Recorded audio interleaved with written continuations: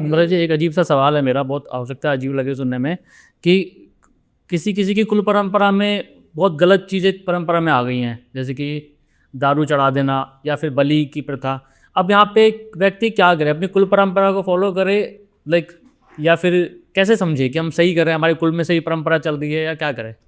कुल मिला के मनुस्मृति में, मनुस्मृति के भी कई संस्करण हैं।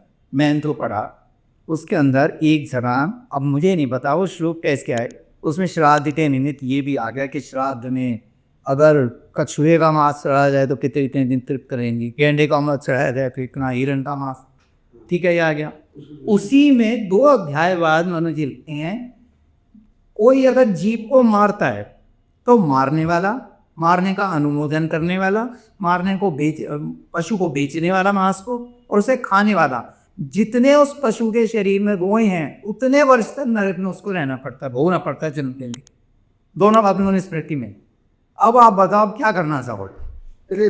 ठीक है, संतुष्ट हो। मैं ये कह रहा हूँ कि तो मूल विषय क्या है कि दया जो है ना, दया धर्म का मूल है। इसीलिए तुलसीदास जी ने साफ लिख दिया कि तय करना हो तो कैसे करें भाई। अगर दया की भावना है वही श्रेष्ठ मानी जाएगी मेरे मानने से, समाज के हिसाब से।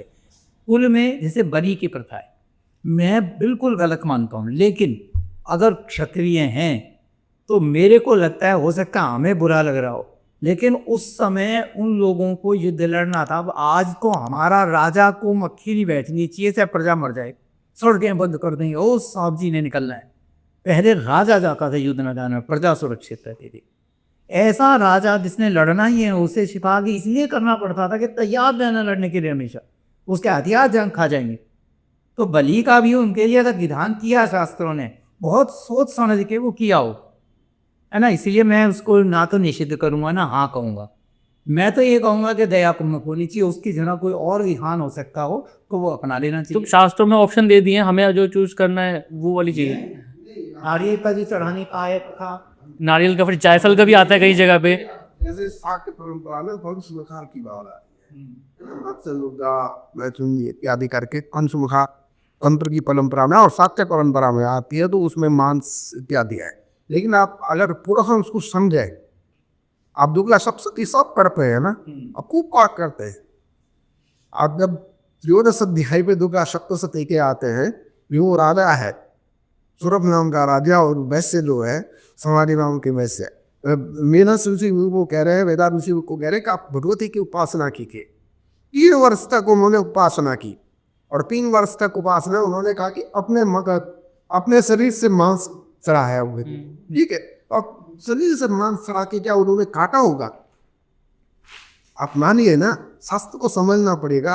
उन्होंने अपना शरीर थोड़ी काटा होता, उन्होंने क्या किया कि अपने मांस को सुखाया, इतनी घोर तपस्या कर दी कि अपने शरीर को सुखा दिया। तो वो भी तो एक, तो आप ये कहना कि बात में बात छिपी हुई है, ऐसा कुछ? बात भी नहीं छिपी हुई। देखो क्या होता है, आपको लौकिक लाभ चाहिए हो, अब आपने किसी की बलि दी, आपको लाभ हो गया। जैसे आपने शुरू में जो बात की थी टोने टोटो, लोग टोट के करते हैं। टोट के क्या करते हैं, किसी का पैर लग जाएगा तो तुम्हारे संकट उसके पास चले जाएंगे, इसीलिए लोग घरों में आग लगा देते थे, तुम्हारे घर में बेटा हो जाएगा। इस तरीके की बहुत सारी शुरू हो गए, हो भी जाएगा, मान लो, मैं मान लेता हूँ। लेकिन कर्म के विधान को क्यों भूल जाते हो? उन्हें वो भोगना ही पड़ेगा, थोड़ा लौकिक लाभ हो जाएगा। इसका उदाहरण मिलता है भागवत। भागवत बहुत करते हैं। प्राचीन बरही ने इतने यज्ञ करे, सारी धरती दक्षिणावर्त कुशों से पाट दी। तो नारद जी ने कहा इसकी सारी जिंदगी बीत गई, शुभ कर्म बहुत किए, दान किए, लेकिन इतने जानवरों का इसने प्रयोग किया यज्ञ में, और इसको ज्ञान का मार्ग चलना चाहिए ताकि इसकी मुक्ति हो सके।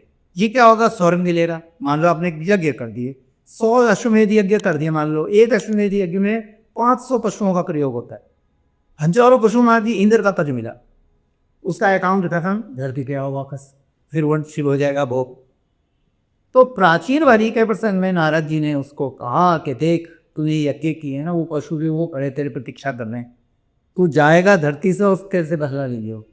अब भागवत में व्यास जी ने क्यों लिख दिया अपनी बात?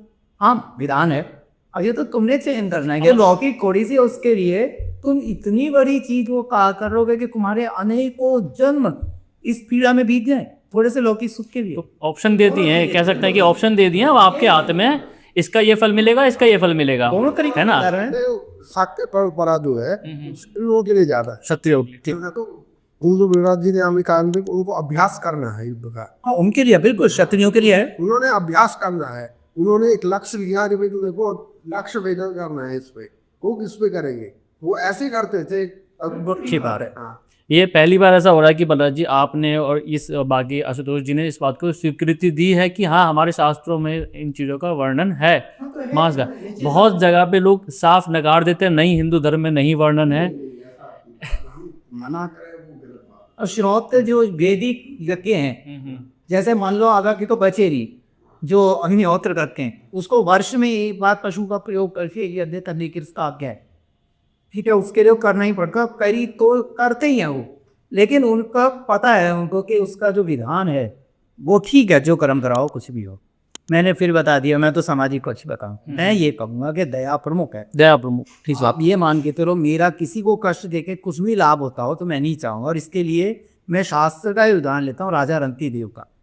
राजा रंती देव ने पूरा परिवार जो है बलिदान कर दिया, अंतिम पानी बचा था वो भी कोई भूखे कुत्ते आ गए उसके लिए मांगा चंडाल ने, वो भी दे दिया। भगवान प्रसन्न हो गए, भगवान ने मांगा रंती देव तूने इतना बड़ा त्याग किया, तो क्या मांगता? उसने कहा दुनिया भर के जितने जीवों को जितने दुख हैं आप मुझे वो सारे दे दो। तो मैं उनको उदाहरण रखूंगा अपने सामने, वो हमारे शास्त्र ने दिया उदाहरण, क्यों ना रखना। बहुत बढ़िया।